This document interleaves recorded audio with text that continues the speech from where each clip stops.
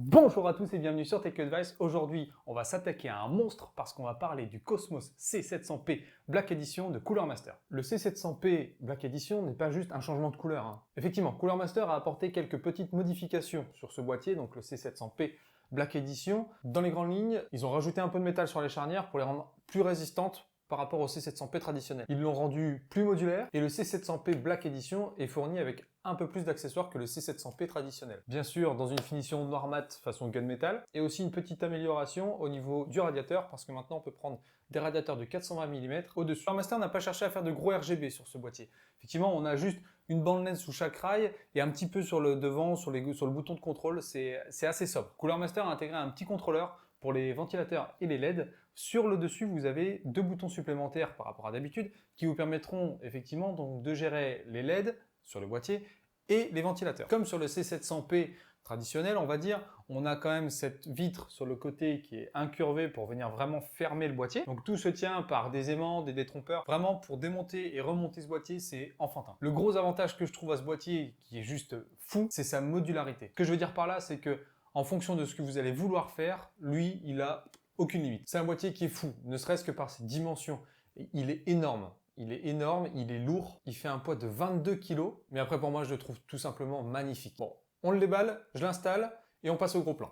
Alors, ce C700P Black, moi je le trouve juste magnifique.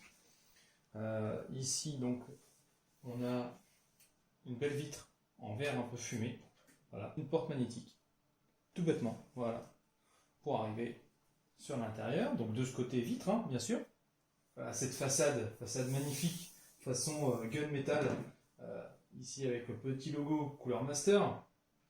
Ça s'ouvre tout simplement, mais alors vraiment enfantin. Voilà, vous tirez légèrement dessus, c'est magnétique, pareil sur charnière. Donc sur cette plaque alu à l'arrière, franchement toujours de la même façon, gunmetal, pareil, vous chopez ici, il y a une petite poignée, vous chopez, vous ouvrez, terminé, voilà, c'est propre. Le câble management, vous pouvez le faire sans rien dévisser, c'est génial. Ici, vous avez une petite plaque encore pour planquer vos fils, des petites ouvertures là, hop, pour passer les câbles. Cette baie ici pour l'alimentation. Et voilà donc cette plaque arrière avec les caches PCI, la plaque pour l'IO de votre carte mère, encore quelques passes-câbles, la baie pour l'alimentation. Enfin voilà, je trouve que c'est une finition mais juste folle. Voilà, alors là je vous montre une vue intérieure du boîtier. Le boîtier lui peut accueillir des cartes micro ATX, mini ATX, ATX et même EATX. Ils disent que le EATX, voilà, sur le câble management, on perd un petit peu quand même. Ici, paf, les baies pour les disques durs, assez sympathique, vous en avez encore là juste derrière. Une petite ici, pour les SSD. Donc là, cette façade gunmetal avec le petit logo Cooler Master. Hein. Voilà, vous tirez tout simplement, voilà, c'est sur charnière, ça se bascule, pas besoin de tournevis.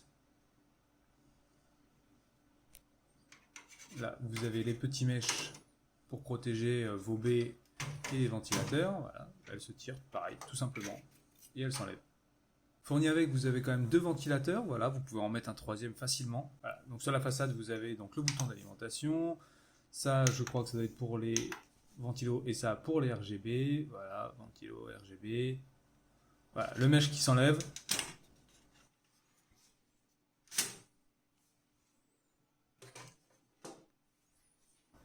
Pour pouvoir mettre après ici 1, 2 et 3 ventilos de 140 si on veut, ou alors un radiateur de 420. Voilà, les bandes LED qui font tout le tour ici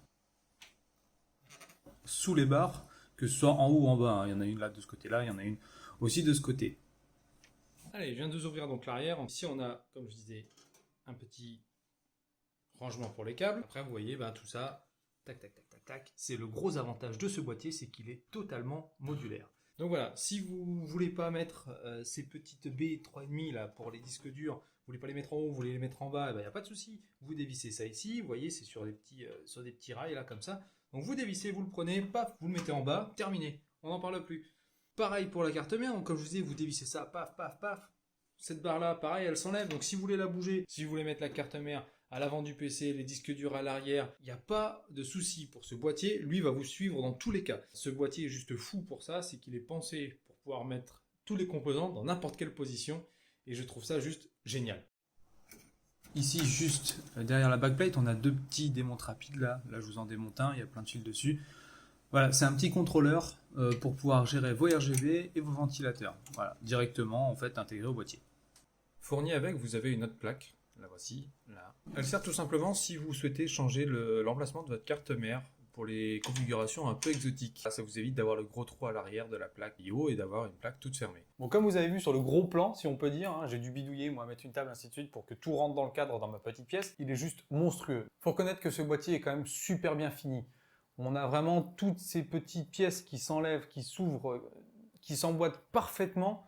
Vous avez des détrompeurs, vous ne pouvez pas vous tromper. Vous enlevez, voilà, s'il n'y a pas besoin de tournevis ou quoi que ce soit, enfin, sauf pour les pièces internes, mais pour l'extérieur, vous avez vu la plaque arrière qui s'enlève, tout le dessus, enfin voilà, pour nettoyer, entretenir et même installer, je trouve ça super bien fait. Franchement, Cooler Master a fait du très bon travail là-dessus. La vitre, légèrement fumée, est juste folle. Pour prendre les photos, ça a été très compliqué parce qu'elle fait un effet miroir absolument dingue. Concernant la ventilation, l'aération, pour moi, ce boîtier est juste fou aussi. C'est bête, mais c'est ce qui résume ce boîtier, c'est que c'est fou. Entre les mèches, au-dessus, en dessous, devant, à l'arrière, voilà, vraiment, si vous avez des ventilateurs dedans, il n'y a aucun problème. Vous pouvez mettre quand même 3 ventilateurs de 140 en façade, 3 ventilateurs de 140 au-dessus. Voilà, c'est pour souffler l'intérieur ou extraire l'air de l'intérieur, il y a largement suffisant. L'espace intérieur, je trouve que, contrairement à ces aspects de gros mastodontes, je trouve qu'on est sur des tailles standards. Après, l'avantage justement de pouvoir tout moduler. Le boîtier pourra lui supporter donc des micro ATX, des mini ATX, des ATX et même des EATX. Bon, ce boîtier, c'est pareil, il peut accueillir quand même des radiateurs de 420 mm, que ce soit en façade ou au-dessus. Si vous voulez faire une grosse boucle avec 2 radiateurs de 420,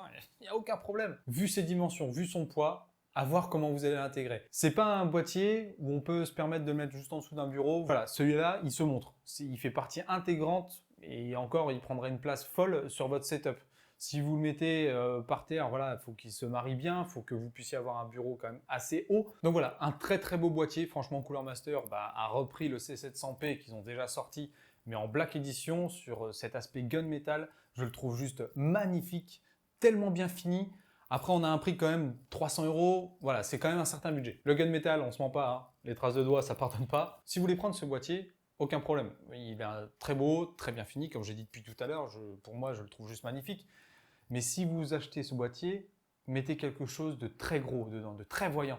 Sinon, je pense que le boîtier va vraiment tout absorber. Ce boîtier-là, éclaté, vous mettez des gros trucs qui tâchent. Pour le RGB, je ne sais pas si en mettre de trop, justement, ça mettrait en valeur ce boîtier.